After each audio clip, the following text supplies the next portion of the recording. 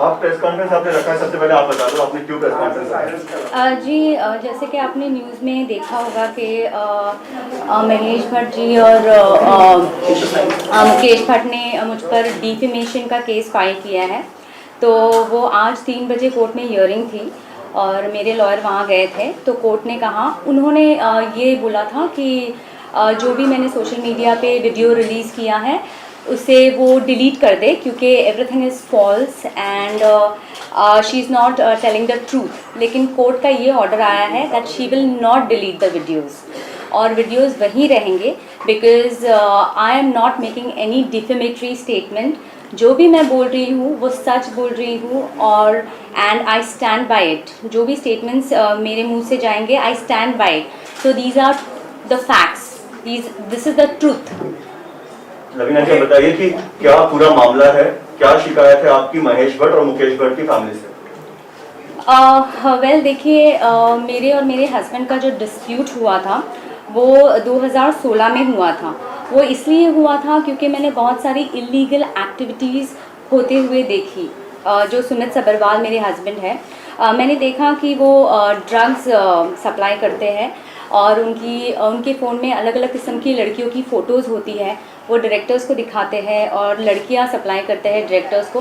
तो ये कुछ ज़्यादा हो रहा था, इसीलिए मैंने डिवोर्स फाइल किया है। और ये बात की जानकारी मैंने महेश भट्ट की बहन कुमकुम सहगल को भी दी, और महेश भट्ट को भी दी, और मुकेश भट्ट को भी दी। तो ये सब ऑलरेडी ये बात जानते थे। तो जब मैं महेश भट्ट के ऑफिस में गई ये बात बताने, तो महेश भट्ट मुझ पे चिल्लाने लगे। पहले तो उन्होंने बोला मुझे कि ओ बेटा बेटा आओ आओ कैबिन पे आओ, क्या हुआ, ऐसे मुझे बोलकर कैबिन में अंदर बुलाया। और फिर वो मैंने उनको बताया कि सुमित ड्रग्स करता है, सुमित लड़कियां सप्लाई करता है, ही इज़ इनटू प्रोस्टिट्यूशन। मैंने सब बताया that he is womanising. He started shouting at me. वो मुझ पर जोर जोर से चिल्लाने लगे। उन्होंने मुझसे कहा कि वो जो भी करता है तू बीच में मत आ, ये सब के बीच में तू आएगी तो तुझे और तेरी पूरी फैमिली को ख़त्म कर देंगे, ऐसा उन्होंने मुझे स्टेटमेंट दिया। और उसके बाद वो मुझे ज़ोर ज़ोर से गंदी गंदी गालियाँ देने लगे। वहाँ पे कुमकुम सहगल जो महेश भट्ट की बहन वो भी बैठी थी, मुकेश भट्ट भी बैठा था, और सुमित सब्बरवाल वो भी बैठे थे।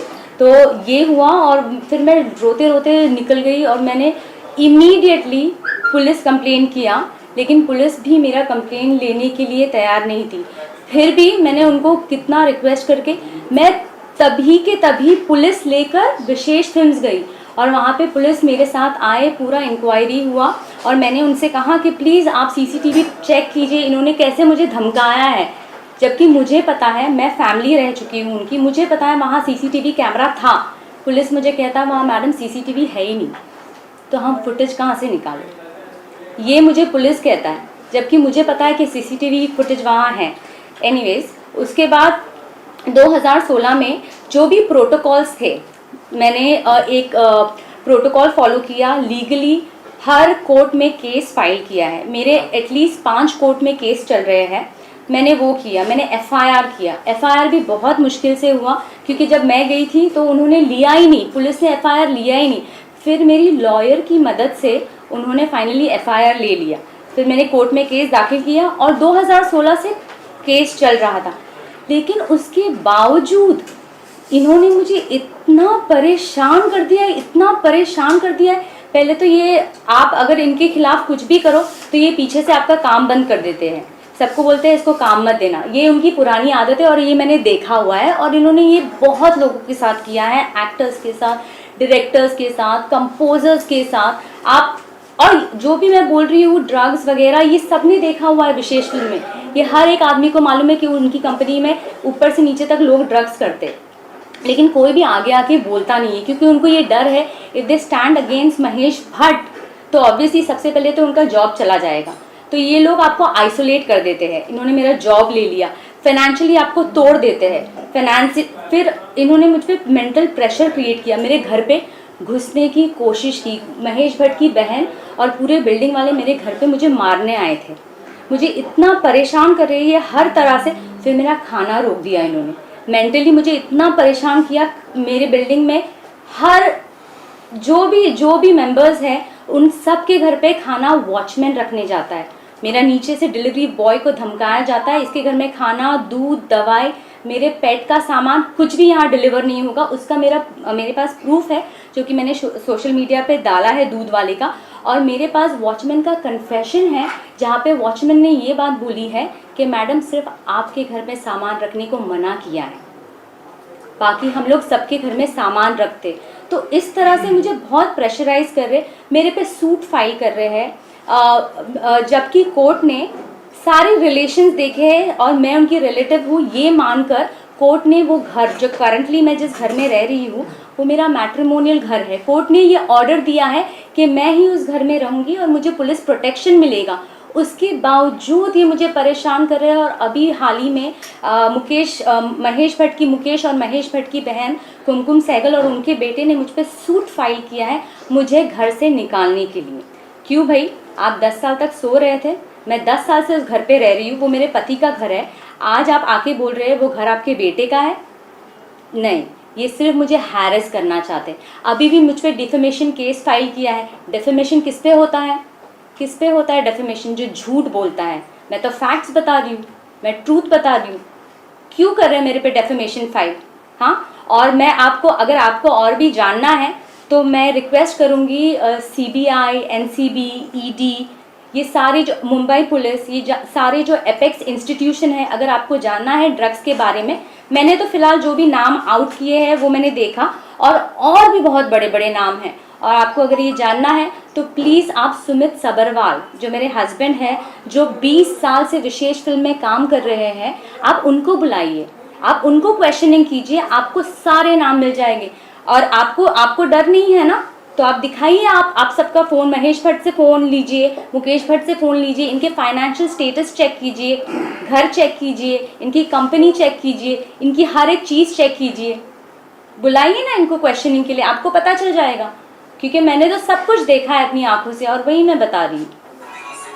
आपने कहा कि पुलिस के बारे में आपने कहा कि पुलिस ने FIR नहीं ली, क्या हुआ था? पुलिस ने क्या काम नहीं किया था?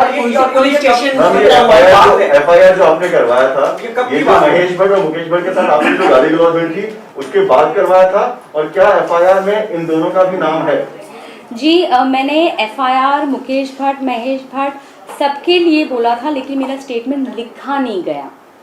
आज मैं वो वर्सोवा पुलिस स्टेशन है, आज मैं पुलिस स्टेशन में जाती हूँ एक वॉचमैन के बारे में कंप्लेन करने के लिए कि वॉचमैन दादागिरी कर रहा है, मेरा सामान ऊपर नहीं भिजवाता है, वो मेरा कंप्लेन नहीं लेते।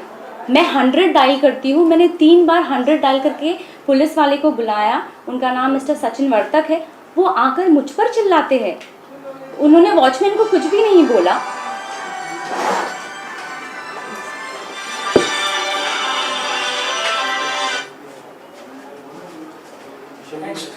लवीना जी, आपने बोला Sorry, one second. Just keep my phone on silent.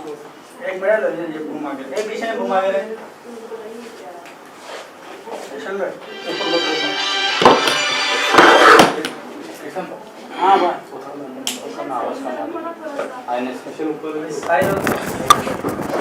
हाँ। Can I continue? वो edit you can edit that. मैं ये पूछ रहा था, आपने जो कहा कि पहले FIR नहीं ले रहे थे, पर वकील ने जब इंटरफेयर किया तब आपका FIR हुआ। हम जानना चाहते हैं क्या उस FIR में आपने महेश भट्ट और मुकेश भट्ट का नाम भी डलवाया था? नहीं, वो नहीं ले रहे थे। पुलिस जो लॉयर ने मैंने तो बोला था, मैंने स्टेटमेंट में बोला था मुकेश जी और महेश भट्ट का नाम, उन्होंने नहीं लिखा। मैंने आज वॉचमैन के लिए भी कंप्लेन लिखाया था।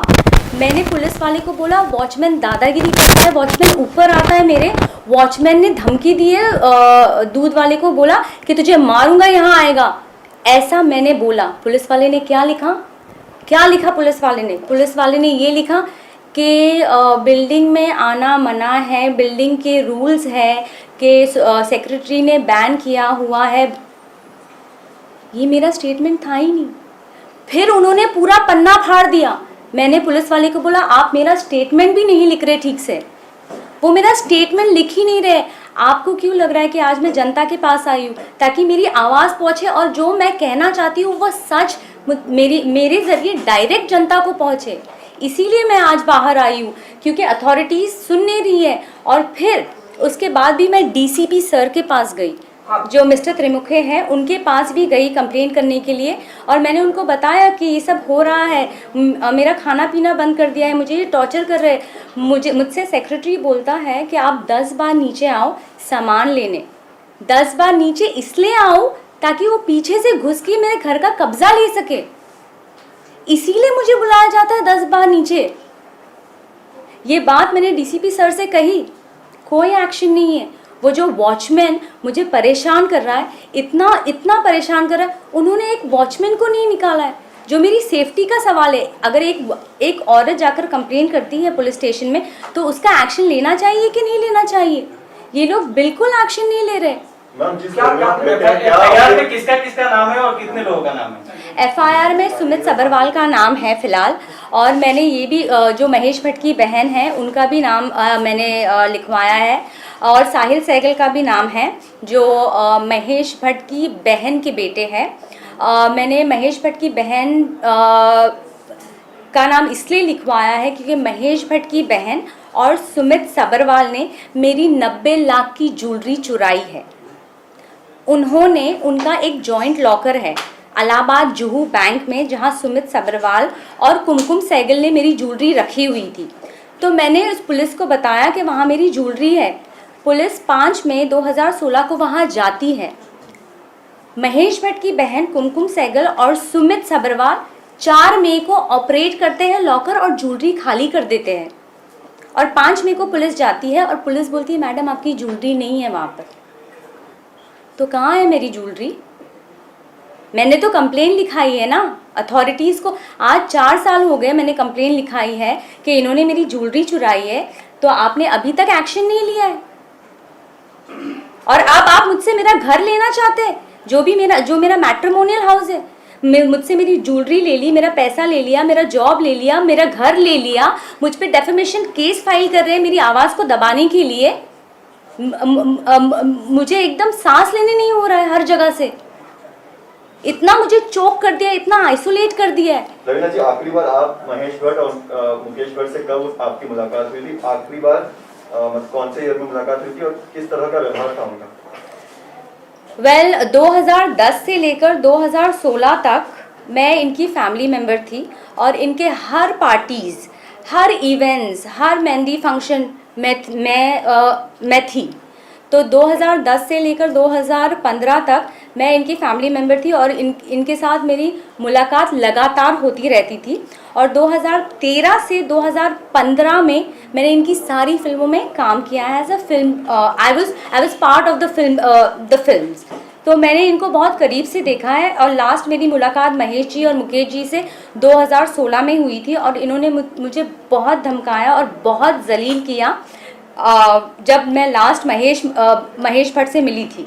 उसके बाद भी क्या कभी फोन पर धमकी दी आपको डायरेक्टली महेश भट्ट या मुकेश भट्ट ने 2016 के बाद? जी नहीं, उन्होंने फ़ोन पे उसके बाद उन्होंने मुझ पे सूट फाइल किया है, बोगस सूट, मेरा घर छीनने के लिए, जबकि कोर्ट ने ये ऑर्डर दिया है कि ये घर में मैं ही रहूँगी। इन्होंने 10 साल बाद हैरेस करने के लिए सूट फाइल किया है। अब मैं सोशल मीडिया पे आकर मेरी कहानी बता रही हूँ, जो सच है वो बता रही हूँ, और ये मुझ पे डेफेमेशन फाइल कर रहे, डेफेमेशन पे डेफेमेशन। ये सेक्रेटरी के साथ मिलकर मेरे हस्बैंड का जाता था इनको 50,000 1 लाख रुपया सेक्रेटरी को देते हैं हर महीना। जाता है, परेशान करो बोला, परेशान कर रहे हैं, खाना नहीं पहुँच रहा है, ये नहीं पहुँच रहा है। परिवार से आपके पति का क्या रिश्ता है, मतलब कैसे आप उनकी फैमिली मेंबर हो? वो महेश भट्ट के भांजे हैं, और आपको अगर पूरा डिटेल चाहिए तो मैंने ट्विटर पे मेरे आज पूरा स्टेटमेंट और प्रूफ डाला हुआ है, जो कि उन्होंने कोर्ट में, सब ये मेरी लिखावट नहीं, उन्होंने कोर्ट में नोटिस भेजा था मुझे घर से एविक्ट करने के लिए, और उन्होंने सूट फाइल किया था जिसमें उन्होंने क्लियरली मेंशन किया है कि ये हमारी रिलेटिव है, और उसका प्रूफ मैंने ट्विटर पे डाला हुआ है। क्या कुमकुम सहगल जी सुमित सबरवाल की मम्मा है? नहीं, वो उनकी माँ नहीं है, वो महेश भट्ट की बहन है, और वो रिलेटेड है। देखिए, जो महेश भट्ट है उनके खानदान में मोहित सूरी, विशेष भट्ट, इमरान हाशमी, सुमित सबरवाल, ये सब उनके परिवार है। कोई मामा का लड़का है, कोई चाचा का लड़का है, कोई भांजा का लड़का है, कोई बहन का लड़का है। ये बहुत बड़ी फैमिली ट्री है और ये अपनी कंपनी में अपने ही लोगों को काम देते हैं सिर्फ। इनका मोहित सूरी इनका डायरेक्टर है, विशेष भट्ट जो है वो प्रोड्यूसर है, इमरान हाशमी है वो एक्टर है, जो मेरे हस्बैंड हैं सुमित सबरवाल वो एग्जीक्यूटिव प्रोड्यूसर है। तो ये सिर्फ अपनी ही फैमिली को काम देते हैं और इन्होंने मुझे भी काम दिया था तभी, क्योंकि मैं उनकी पार्ट ऑफ उनकी फैमिली थी, ताकि ये अपना जो इनका पैसा आता है ना, ये पैसा पूरी फैमिली में डिवाइड कर सके। ये आपने कहा है घर का कि- जिक्र कर रही हैं, ये घर किस ऑन पेपर किसका है? ये घर मेरे हस्बैंड का है, ये मेरा मैट्रिमोनियल हाउस है और ये मुझे शुरुआती से पता है क्योंकि मेरे हस्बैंड ने बोला था, लेकिन ये नाम पे साहिल सहगल के है क्योंकि ये लोग क्या करते हैं, ये लोग बेनामी प्रॉपर्टी पे रखते हैं। मुकेश भट्ट अपनी प्रॉपर्टी सुमित के नाम पे रखता है, सुमित अपनी प्रॉपर्टी अपने महेश भट्ट की बहन के बेटे के नाम पे रखता है। ये लोग ऐसे प्रॉपर्टी करते बेनामी ताकि कोई क्लेम ना कर सके। इनकी फैमिली में डिवोर्स की हिस्ट्री है, इनकी फैमिली में एक डिवोर्स की हिस्ट्री है और इनको सारे दाव पेच पता है ताकि एक औरत को उसका हक ना मिले, इसीलिए वो एक दूसरे के नाम पे उनकी प्रॉपर्टी रखते हैं ताकि so that I should be deprived by my rights. Sahil Sehgal आपने कहा कि उनके नाम पे आपका घर है, ये कौन है साहिल सहगल? ये महेश भट्ट की बहन कुमकुम सहगल के बेटे हैं जिनका रेस्टोरेंट जिको है लोअर परेल में। तो आप कैसे क्लेम कर रहे हैं कि वो मैट्रिमोनियल घर है आपका, जबकि वो घर साहिल सहगल के नाम पर है? जी बिल्कुल नहीं, ये घर मेरे पति के नाम पे है।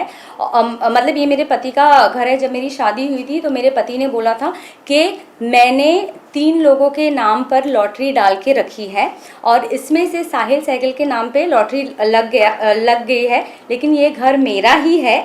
और इन्होंने मुझसे ये भी कहा था कि मैं हर महीने मैं कुमकुम सहगल के अकाउंट में पैसे ट्रांसफ़र करता हूँ लोन का। और इस घर में मैंने और मेरे मम्मी डैडी ने 50 लाख रुपए दिए हैं सुमित को, इस घर में फर्नीचर के लिए, इस घर के लिए, उनकी वैनिटी के लिए, मेरी ज्वेलरी के लिए, इस सब में मेरा पैसा शामिल है। साहिल सहगल तो था ही नहीं। साहिल सहगल तो आज 10 साल बाद आके क्लेम कर रहा है कि ये घर मेरा है। भाई आप 10 साल तक सो रहे थे। आपको ये सवाल साहिल सहगल जो महेश भट्ट की बहन है उनके बेटे से ये पूछना चाहिए। आपने 10 साल बाद क्यों इन पे सूट फाइल किया? जब आपका घर था तो आपने क्यों नहीं फाइल किया, इनको क्यों नहीं निकाला? क्योंकि ये घर उनका नहीं है, ये मेरे पति का घर है और ये बात वो भी जानते हैं। But you know, if you're fighting legally, how are you going to prove the same thing in front of the court when they ask for the paper? The paper shows it's the so-called house belongs to Sahil Sehgal. नहीं। Now you're saying कि जैसे आपने कहा कि 50 लाख रुपए दिए या जो ट्रांजैक्शन हुआ या जो कुमकुम सहगल को पैसा जाता था, क्या उसके कुछ प्रूफ है आपके पास? जी प्रूफ है, कोर्ट में सबमिट किया है, इसीलिए तो कोर्ट ने ऑर्डर दिया है मुझे इस घर में रहने का। कोर्ट ने कुछ देख कर ही ऑर्डर दिया है ना, कोर्ट ने सारे प्रूफ्स देखे और मुझे ऑर्डर दिया है इस घर में रहने का। तो आपको ये सवाल साहिल सहगल से करना चाहिए कि 10 साल बाद आपने ये केस क्यों किया? अगर आपका ये घर था तो आपको पहले साल में आ जाना चाहिए था। आपके पति चाहते हैं कि आप उस घर में रहें? जी नहीं, मेरे पति तो मुझे मारते थे, वो तो एकदम मेरे अगेंस्ट है, क्योंकि मैं उनकी इलीगल एक्टिविटीज़ मैंने जब उनको पकड़ा है, जब मैंने उनका ड्रग्स देखा है, जब मैंने उनको लड़कियों के साथ देखा है, जब मैंने उनको सप्लाई करते हुए देखा है, उन्होंने मुझे मारा है। उन्होंने लिटरली मुझे मारा है, मेरा चेहरा ऐसे सूज जाता था और वो सारे फोटोज़ मैंने कोर्ट में सबमिट किए हैं। हम किन लोगों को आपके पति ड्रग्स सप्लाई करते हैं? कौन बड़े स्टार्स हैं, डायरेक्टर्स हैं जिनको आपके पति ड्रग्स सप्लाई करते हैं? जी देखिए, मैंने कल जो भी नाम आउट किए हैं वो मैंने बताया है आपको, जैसे अमायरा दस्तूर, जैसे मैं आपको एक इंसिडेंट बताती हूँ सपना पब्बी के बारे में। सपना पब्बी हर शॉट के पहले ड्रग्स लेती है और ये डायरेक्टर भी उनको बोलते हैं कि ड्रग्स लेने दो इनको, जोन में आएगी, परफॉर्म अच्छा करेगी। मेरे सामने बोला गया है। तो एक सीन था जहाँ पे उनको इंटीमेट होना था गुरमीत चौधरी के साथ, तो वो बहुत टेंस हो गई थी। उन्होंने उस सीन के पहले भी ड्रग्स किया था और वो मेरे पति ने उनको दिया था। किस फिल्म की बात है ये ये खामोशिया फिल्म की बात है। और तभी वो बहुत स्ट्रेस से भी जा रही थी सपना पब्बी। उनके जो बॉयफ्रेंड थे जो फॉक्स स्टार इंडिया से थे, वो उनको मारा करते थे। ऐसा उन्होंने मुझे बताया था। तो इसीलिए वो बहुत स्ट्रेस में थी और वो ड्रग्स करती थी, जो कि मैंने देखा है। अमायरा दस्तूर के बारे में मैंने कहा है, जी हाँ, मैंने उनको भी देखा है। वो शूट के बाद करती थी, वैनिटी में करती थी, ऐसा मैंने देखा है, तो मैंने आपको बता दिया। और अगर आपको और बड़े बड़े नाम चाहिए तो I would request CBI NCB to bring in my husband for investigation and questioning, और आपको सारे बड़े नाम मिल जाएंगे, क्योंकि Sumit Sabharwal is the right hand of Mahesh Bhatt and Mukesh Bhatt. Drugs का आपने बहुत कहा सारा कि अभी पार्टी में रहे तो पार्टी में कभी आपने कोई बड़े स्टार को देखा आपने ड्रग्स लेते हुए पार्टी में? जी, मैं इनकी हर पार्टी में गई हूँ और इनके हर पार्टी में ड्रग्स होता है, लेकिन मैं आपको नाम नहीं बताऊंगी, क्योंकि मैंने तो कल 2 नाम दे दिए। क्या हुआ? क्या कोई एक्शन हुआ? क्या उनको बुलाया गया? आप प्लीज़ सुमित सब्रवाल को क्वेश्चनिंग के लिए बुलाइए, आपको सारे बड़े नाम मिल जाएंगे, क्योंकि ये अब से नहीं, मैंने तो इनको 2010 से पकड़ा है ड्रग्स करते हुए। ये तो उनसे पहले भी करते थे शायद, मेरी जानकारी में 2010 से आए हैं। तो आप प्लीज़ सुमित सब्रवाल को इन्वेस्टिगेशन के लिए बुलाइए, आपको सारे नाम मिल जाएंगे। विशेष फिल्म पर आरोप लगा है कि वहाँ पर ड्रग्स जो है हर कोई लेता है। क्या महेश भट्ट, मुकेश भट्ट भी ड्रग्स लेते हैं? ये आपको, जैसे मैंने आपको बताया कि आपको सुमित सब्रवाल को, सुमित एक चीज आपसे जानना चाहेंगे, महेश भट्ट की बात कर रही हैं जो आप इल्जाम लगा रहे हैं, महेश भट्ट को आपने देखा कभी? आपने आज भी एक हीरोइन पकड़ी है, नाम नहीं बताएंगे, तो उसके बारे में आपको लगता है आपको ईडी पूछताछ के लिए बुलाए और काफी आप पुख्ता दावे के साथ कह रहे हैं कि एनसीबी को आप नाम देंगे उनके? जी बिल्कुल, जो मैंने देखा, मैं विटनेस हूँ, I am the I witness, और मैं कोई बाहर वाली नहीं हूँ, मैं इंसाइडर हूँ। I am the insider who have come outside and I am being vocal about their dirty deeds. As you said, it has been happening since 2010. It has been happening since 2010. तब आपने कोई action क्यों नहीं लिया? जी मैंने, What it took you so long? 10 साल के बाद जी मैंने सब देखा, मुझे सब देखने और समझने में टाइम लग गया, और फिर मैंने धीरे धीरे इनके फैमिली मेम्बर को बताने की कोशिश की। मैंने महेश भट्ट की बहन को बताया, मुकेश भट्ट को बताया, महेश भट्ट को बताया, इन सबको बताया, तो इन्होंने मुझे धमकाया, ये बोले मुझे मार देंगे। ये कितने साल, कौन से साल की बात? ये 2016 में इन्होंने मुझे बोला कि आपके घर को और आपको और आपके पूरे परिवार को ख़त्म कर देंगे, और सभी डरते हैं इनसे, सभी को मालूम है कि ये होता है, और कोई आगे आके बोलता नहीं है, और मुझ पे मेरी जान का खतरा था। आप मुझे बताइए कि आज मैं एक वॉचमैन के लिए जाती हूँ, एक पुलिस वाला आता नहीं है मदद के लिए, पुलिस वाला आता है वो मुझ पे चिल्लाता है, तो इतने बड़े बड़े लोगों को कैसे अरेस्ट करेंगे? मुझे मार के चले जाएंगे और सुसाइड बता देंगे। अविनाश जी, आप फैमिली के बहुत क्लोज हैं, हम यही चीज जानना चाहते हैं फिर से कि क्या आपने महेश भट्ट, मुकेश भट्ट को कभी ड्रग्स लेते देखा है? जी मैंने महेश भट्ट जो मेरे पति है उनको मेरे घर से ड्रग्स लेके जाते हुए देखा है, और मैंने उनको महेश भट्ट को ये बोलते हुए भी देखा है कि मांग रही है, चरस मांग रही है, और महेश भट्ट ने ये बताया है कि सुमित जो भी चाहिए इनको दे दे, मेरे तक बात नहीं आनी चाहिए, जो भी चाहिए दे दे। तो जो भी सप्लाई करते हैं वो सुमित सब्रवाल करते हैं, और आपको सारे डिटेल्स चाहिए, आपको ये जानना है कि महेश भट्ट और मुकेश भट्ट करते हैं। ये बात जब मैंने कुमकुम सहगल को बताई थी कि मेरा पति ये ड्रग्स करता है, तो कुमकुम सहगल ने मुझे बोला, जो महेश भट्ट की बहन है, उन्होंने बोला कि Mahesh and Mukesh has always been into drugs, वो बचपन से कर रहे हैं ड्रग्स और अल्कोहल, वो हैवीली इनटू ड्रग्स और अल्कोहल है, तो तुम इन सब पे ध्यान मत दो, तुम अपनी शॉपिंग पर ध्यान दो। क्या आलिया भट्ट भी ड्रग्स लेती है? जी आलिया भट्ट के साथ मेरा कोई भी इंटरेक्शन नहीं हुआ, क्योंकि जितने साल मैं कंपनी में उनके साथ काम कर रही थी, आलिया भट्ट ने उनके साथ विशेष फिल्म के साथ कोई भी फिल्म नहीं की। मेरे वहाँ चले जाने के बाद आप बोलेंगे परिवार के बहुत नजदीक हूँ मैं जी, इस बारे में हाँ मेरी उनसे इंटरेक्शन नहीं हुई, हम लोग सब अलग अलग रहते हैं। आपने दो एक्ट्रेस का जिक्र किया, आपने दो एक्ट्रेस का जिक्र किया कि वो दोनों लेते हैं ड्रग्स, सपना पब्बी का आपने बताया, हमारा का आपने बताया, recently you know there are reports coming in, उन्होंने भी ये डिफेमेशन का केस फाइल किया है, उस पे क्या कहना चाहेंगे आप? जी, अगर आपको डिफेमेशन की इतनी प्रॉब्लम है तो आप लोग ड्रग्स क्यों करते हो? ड्रग्स मत करो ना, आपको डिफेम नहीं होना है तो आप ड्रग्स मत कीजिए। मैंने जो देखा मैंने वो बोला, चलो पता नहीं। कंगना ने भी यही सारे सवाल उठाए थे अपने इंटरव्यू में और कंगना ने बोले ड्रग्स होता है। आपको क्या लगता है? मीडिया ने भी सवाल उठाए, मीडिया के ऊपर भी डेफेमेशन केस फाइल किया गया है। आप क्या कहना चाहेंगे? क्या ड्रग्स का मामला पूरा बॉलीवुड में होता है? क्या है मतलब एक आखिरी बार में आपसे सवाल पूछना है। मैंने ड्रग्स होते हुए देखा है, बॉलीवुड में ड्रग्स होता है मेरे हिसाब से, और जो कंगना जी ने बताया है वो उन्होंने एक्सपीरियंस किया है, उन्होंने विटनेस किया है, वो उनका एक्सपीरियंस है। मैं आपको सिर्फ मेरे एक्सपीरियंस के बारे में बता सकती हूँ। मेरा आपसे सवाल है, आप इस प्रेस कॉन्फ्रेंस का हिस्सा हैं और आप बता रही हैं जो आपके साथ आप बीती है। इस पूरी कवायद में, इस पूरी कार्रवाई में आपका अहम मकसद क्या है? ड्रग्स के ऊपर कार्रवाई हो, सुमित सब्बरवाल को अरेस्ट करा जाए या भट्ट साहब को अरेस्ट करा जाए या आपको आपका घर दिलाया जाए? जी बिल्कुल, मुझे इंसाफ चाहिए, मुझे इंसाफ चाहिए, मुझे ये सबसे छुटकारा चाहिए। मैं चाहती हूँ कि सारी अथॉरिटीज़ इनको इन्वेस्टिगेट करे। आपको बिल्कुल पता चलेगा कि ड्रग्स है और मैं आई विटनेस हूँ इस बारे में। Main motive behind all this? My main motive is to get justice. इन्होंने मुझे परेशान कर दिया है। आपने कहा सुसाइड कर देंगे, आपका सुसाइड आ जाएगा, जी, मतलब ऐसा बिल्कुल। क्यों लग रहा है आपको? जी देखिए, अगर आप जब सुशांत सिंह राजपूत का केस हुआ था तो मुकेश भट्ट आकर उन्होंने ये बात कहा था कि सुशांत सिंह पागल है, डिप्रेशन में है। हाँ। क्या आप जानते हैं? यहाँ जी ये बात कहा था। तो वो सुशांत सिंह पागल और डिप्रेशन में नहीं था, ये लोग करते हैं, ये महेश भट्ट, मुकेश भट्ट, ये लोग पागल बना देते हैं आपको। यही वो मेरे साथ कर रहे हैं ताकि मैं सुसाइड कर लूँ। आपने जिस सपना पब्बी का नाम लिया, कौन है ये सपना पब्बी? सपना पब्बी एक्ट्रेस है जिन्होंने खामोशिया में विशेष फिल्म्स के साथ काम किया था एज ए मेन लीड। क्योंकि वो लोग तो ब्रिटिश एक्ट्रेस तो मैम आपका मतलब है सुशांत सिंह राजपूत ने सुसाइड नहीं किया, उनका मर्डर हुआ है?